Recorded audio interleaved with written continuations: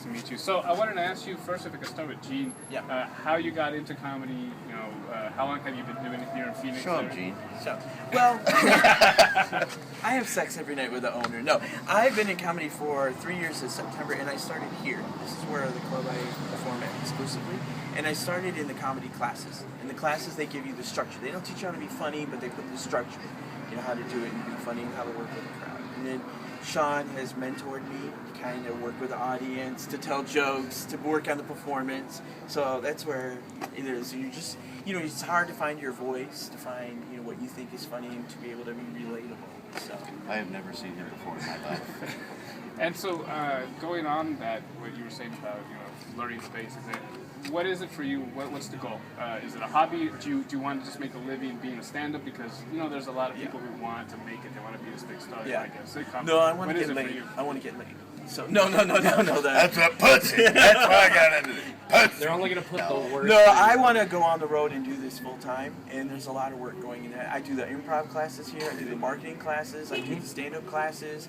I work the crowds to do that, and that's my goal, is to go out on the road and do that. And do it professionally. Well, and nowadays you have so many outlets. Before, if you wanted to be a stand-up comic, you could be a comedian. But now people want to be comedians. They want to act. They want to direct. They want to have a podcast, a radio show. I mean, there's 50 million outlets. So, I mean, stand-up comedy can just be another springboard to take you into anything. And building on what you're saying about everybody wants to do all these different things. Yeah.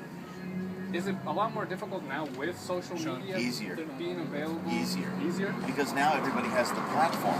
Before, if you wanted to reach millions of people, you had to hope for a $1 million movie contract. What's up, video? This is Angelina Jolie, ladies and gentlemen. You can believe she's here tonight. Look at this. You know, you had to hope for $1 million movie contract or get picked up by a studio. There was no way to get any kind of distribution. Now with the internet, you can make a video and, you know, in a week you go, holy shit, it has 1 million views.